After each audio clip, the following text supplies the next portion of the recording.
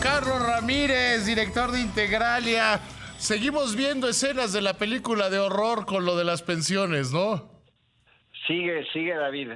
No hemos parado de novedades y de Yo noticias. creo que va a terminar siendo un churrazo político. Pues mira, Es más, con lo que vimos hoy, se ve más clara, según yo. Y corrígeme si me equivoco, la intencionalidad política. sí, hoy el presidente al momento de señalar que será solamente el gobierno el que aporte más para las pensiones de los trabajadores, al decir que le está pidiendo a Hacienda que haga una corrida, sabiendo que nuestros amigos de Hacienda saben perfectamente bien que no tienen un peso más para gastar en pensiones y que una corrida financiera ciertamente requiere de análisis de tiempo, de establecer escenarios, etcétera, etcétera. Entonces, claramente, pues lo que podemos anticipar es que se presente algo, David, que vamos a llamar parezca serio, pero en realidad no lo es, que ese es donde puede estar también parte de la trampa, es decir, puedes tú establecer una corrida, ¿no? Como le gusta decir al presidente, en donde pareciera que el costo de elevar las pensiones de corto plazo es bajo y que se puede hacer gradualmente y que hay viabilidad fiscal, sabiendo cualquier analista observador de la vida fiscal del país, que no existe ese margen. Entonces sí, yo coincido contigo, creo que ese es el escenario más probable, pero sigo preocupado de que nos vayamos con esta finta de que es posible hacerlo y que terminemos con un muy mal equilibrio. Y hay que, para hacer eso que el presidente bien dices que le llama corrida, pues habría que ver, a ver, destruyendo el INE, que sin considerar los costos asociados que tiene, desaparecer un instituto que da transparencia no solo en las cosas públicas, sino en las cosas privadas. Y porque es Instituto Nacional de Acceso a la Información y Protección de Datos Personales. Más Sí. todos los organismos autónomos que tanto le han estorbado, tampoco junta la lana. No. Esto de vincular el tema de las pensiones con el tema de el tema de los órganos autónomos, con el tema de las pensiones, es un truco que ha utilizado el presidente durante todo el sexenio. Es decir, lleva 5 años repitiendo la misma mantra, básicamente señalando que a través de la austeridad, la eliminación de órganos, los fideicomisos, los guardaditos, y ahora pues el INAI, el IFETEL, el INE, con ese dinero se puede utilizar, vamos a llamar, desaparecerlos y utilizar ese dinero para pagar pensiones. Eso es 100% falso, David. Lo vimos en la discusión de los fideicomisos hace 3 años, cuando dijeron que ese dinero iba a servir para poder controlar, digamos, el tema de la pandemia. Y es una historia vieja. El presidente vincula los temas para tratar de hacer parecer a la ciudadanía, desafortunadamente es una forma de engaño hacia la ciudadanía, hacerle creer que es mucho dinero y que con eso basta. No, hice una cuenta muy sencilla de cuánto gasta el país, digamos, al día en pensiones. Hoy gasta 5,500 millones de pesos al día en pensiones, al día. Entonces, bueno, pues desaparecer el INAI, que tiene un presupuesto de 1,000 millones, equivaldría básicamente a pagar 4 horas, digamos, de pensiones en el país. O si lo quieres ver de otra manera, depositarle a los 72 millones de mexicanos que tienen una cuenta Afore para irles aumentando la pensión, con 1,000 millones de pesos alcanza para ponerles 18 pesos en su cuenta. Esas cantidades, pues evidentemente no van a solucionar el problema de las supuestas bajas pensiones. Entonces, esto confirma, David, como bien señalas, que estamos frente a un teatro político muy peligroso. No quiero ni pensar cómo el secretario de Hacienda va a firmar esto, porque va a ser un acto de enorme irresponsabilidad por parte del secretario aceptar una cosa como esta, pero lo vamos a ver, no tengo duda. El secretario de Hacienda lo va a firmar y va a decir que está con el aval de la Secretaría. A ver, pero ¿qué te parecería que es como aquellos que salen a buscar trabajo deseando no encontrarlo? Que lo van a hacer esperando Sí, que la responsabilidad y la visión política de la oposición no le deje pasar esa reforma y puedan decir, ya ven, nosotros sí queríamos y exacto. queríamos estar con el pueblo bueno, pero no nos dejaron los malditos neoliberales. Que esa pues le termina resultando cómoda al secretario de Hacienda, ¿no? Sí, mira, le resulta cómoda al presidente. Me parece que le resulta muy incómoda al secretario de Hacienda porque no vaya a ser que la oposición, en un plan preelectoral, diga, bueno, pues que se haga cargo el presidente de su decisión, nosotros vamos a apoyar esta moción y pues imagínate nada más el escenario en donde sí se apruebe esta medida, ¿qué va a hacer el secretario de Hacienda con eso? Entonces, sí, claramente la expectativa, pensaría yo, el secretario de Hacienda, es que esto no se apruebe, que no tenga ninguna viabilidad política. Pero al mandar él algo, que por cierto, hay una ley que se llama la Ley de Responsabilidad Hacendaria, David, que impediría que lo que exige es que cualquier proyecto de ley esté valuado y presupuestado y que tenga ahí sí, una corrida financiera que permita ver si es pagable o no. Eso dice la ley. Se van a saltar la ley y van a presentar esto, como dices, pensando que no se va a aprobar, pero vaya irresponsabilidad del secretario de Hacienda, jugar con fuego, porque si le toman la palabra, estamos en un escenario caótico de difícil pronóstico, porque entonces sí, ¿qué va a pasar? ¿Qué va a pasar? A ver, y habría que, ahora sí que como les gusta a ellos, habría que irnos al origen.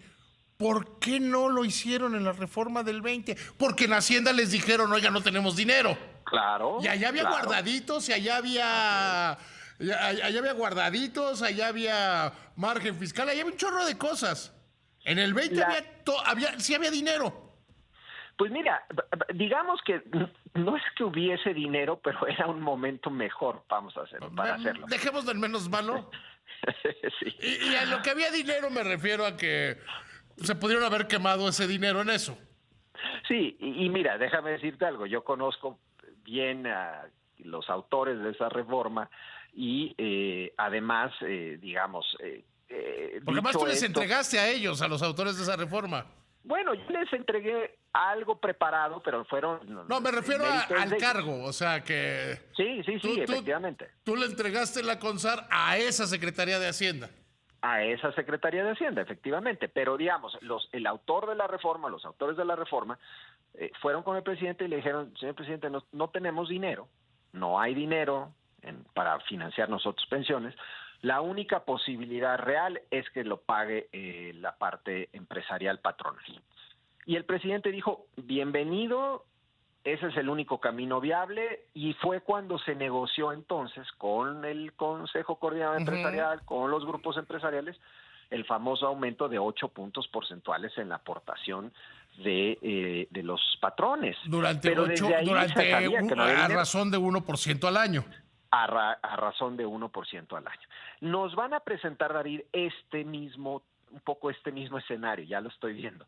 Van a decir, mira, si le ponemos un punto porcentual al año a las cuentas, realmente de corto plazo no pasa nada, es financiable, todo va a estar muy bien. El problema no es ese, el problema es el mediano y largo plazo. Ese es el problema. A ver, pero yo incluso te diría el cortísimo plazo, le dices 1%. Pues ya tenemos en este año el déficit fiscal más grande desde que Miguel de la Madrid era presidente de este país. Así es. Que la Secretaría de Hacienda dice que en el 25 el que sea secretario de Hacienda le va a tener que cortar a 2 puntos esa deuda. Tres puntos, exactamente. El secretario dice 2, pero tienen que ser 3. Para mantenerse viable. Exacto. Porque si no se mantiene viable, se cae la calificación, todo lo que se ha estado reestructurado, todo se desbarata. No es tan, ¿cómo diré? No es tan automático de, pues es que con eso salimos, no. porque quien esté en el gobierno, yo por ejemplo, si estuvieran invitándome a ser el secretario de Hacienda de Claudia Sheinbaum, estaría más preocupado que nosotros en este momento, nada más por eso de las pensiones, ¿eh? Por supuesto, por supuesto. Y sabemos bien ya más o menos quiénes se pueden estar perfilando a la Secretaría de A Hacienda ver, dime quiénes te parecen.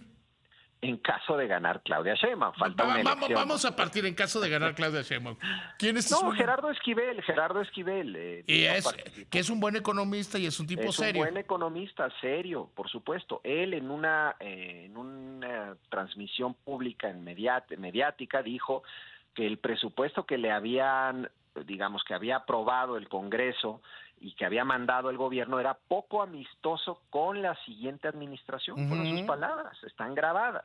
Ahora imagínate el escenario en donde le cargan adicionalmente una factura de este tamaño.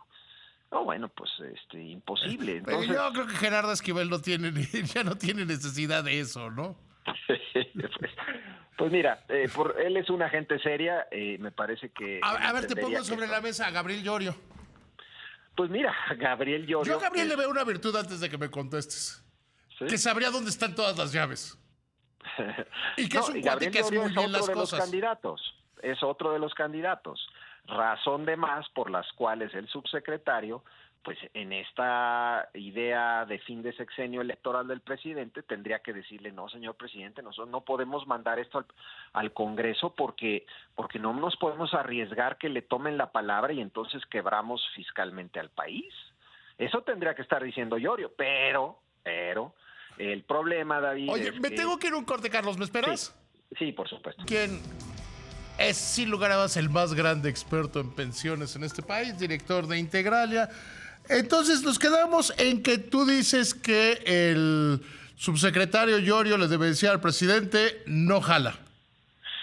Eso es lo que uno esperaría de un funcionario público que entiende su responsabilidad mayor, que es velar por la viabilidad y la sostenibilidad fiscal del país. El problema, David, es que estamos en épocas electorales. Llorio tiene deseos de continuar en el gobierno, seguramente, y por tanto, mucho me temo que no tiene, digamos, ahorita los incentivos para decirle que no al presidente. Y un presidente que además es muy poderoso y que sabemos que en este sexenio, pues los funcionarios públicos, ninguno le ha dicho que no, ¿verdad? Entonces, pues tendría que ser... Así les va, pregúntale a Tatiana. Pues sí, a los que le han dicho que no, como Carlos Ursúa u otros, pues claramente... Claro, no pues tiene razón Ursúa, o sea, Tatiana... Sí, aunque sí, se tardó, pero bueno. Ya Tatiana la perdonaron, ¿no? Sí, ya la perdonaron. Pero bueno, quien es en este caso el responsable es el secretario de Hacienda. Y el secretario de Hacienda sabe muy bien, porque esto no es ciencia nuclear, David, no es ciencia nuclear. México está envejeciendo, tiene una curva demográfica en los próximos años muy empinada, vamos a envejecer muy rápido, tenemos una carga pensionaria para pagar las pensiones de los trabajadores del viejo sistema de pensiones que va a crecer exponencialmente en las próximas 2 décadas. Tenemos ahora la carga del programa de adultos mayores que va a crecer exponencialmente en las próximas 2 décadas. No hay dinero que alcance para que el gobierno ponga más dinero, a menos que, bueno, otra alternativa, David, que no hemos hablado, es que recorten a la mitad el gasto en salud, o que recorten a la mitad del gasto en educación, o que recorten a la mitad en gasto en seguridad.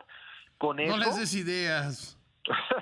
Pues con eso se pueden pagar las pensiones, David. Entonces, pues el punto es, en un país donde se requieren, hay grandes necesidades, la recaudación es relativamente baja, pues no, y además ya gastamos en una cantidad enorme de recursos en pensiones, no hay espacio para estos experimentos, y son experimentos cortoplacistas con carácter electoral y peligrosos, porque si por la razón que sea se manda esto al Congreso y el Congreso por la razón que sea se aprueba, no quiero ni pensar lo que van a propiciar, se va a propiciar en términos de preocupación de las calificadoras, de preocupación en los mercados financieros de cómo se puede financiar esta situación. Si esto se aprueba, va a haber crisis. Oye, que estábamos en esto.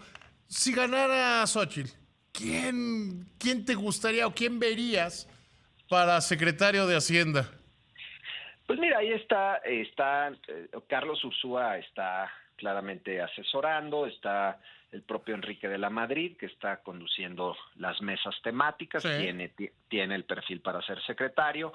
Y sería un buen secretario, ¿eh? Sería yo creo que un muy, muy buen secretario. Sí, coincido. Entonces, bueno, pues imagínate ellos, yo espero que también ellos que tienen voz hoy den claridad respecto a que esto es inviable y que si ganan en la elección del 2 de junio, pues heredar una cosa como estas comprometería el sexenio entero, ¿no? Entonces, Cuando salió sí. esta iniciativa, platiqué con Enrique de la Madrid aquí en estos micrófonos y él decía, a ver, no les creo lo que van a hacer. Dice, la primera preocupación es que se quieran robar el dinero de las Afores, que yo desde el primer momento, y se lo dije, a mí me parece que eso es imposible porque, y tú lo sabes mejor que muchos, los propios trabajadores son la principal línea de contención para que el Claro, gobierno se quede. Son los que más han cuidado el sistema de pensiones. totalmente, y son los que esperaría que protestaran que les expropien el dinero. Creo que ya ese fantasma, ese potencial riesgo, creo que ya quedó atrás. Pero La bueno, todavía. segunda que dijo es, se trata de una maniobra política.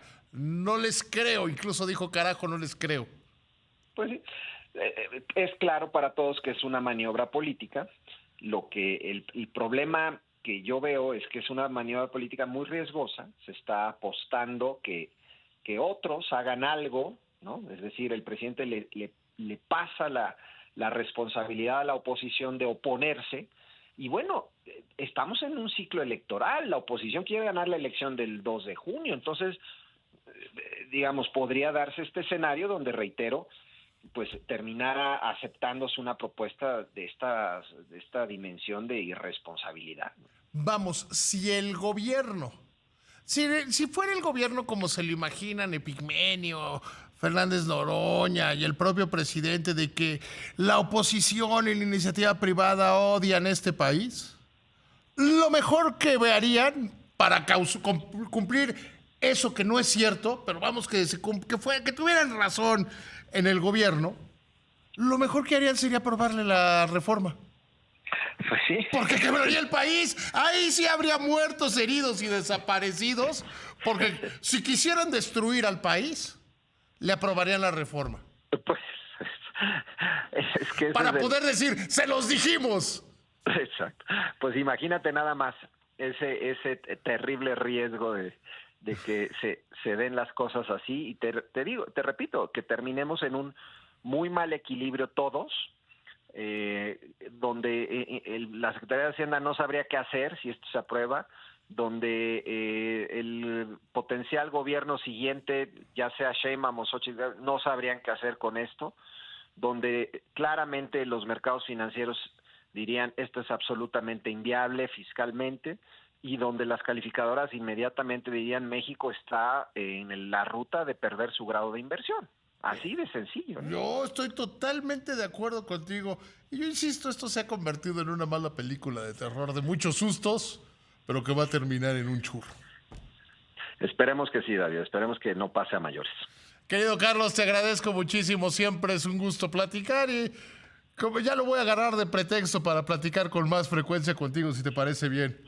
Por supuesto, David, siempre a la orden. Mando un abrazo, un saludo a todo tu público. Gracias, muchísimas gracias.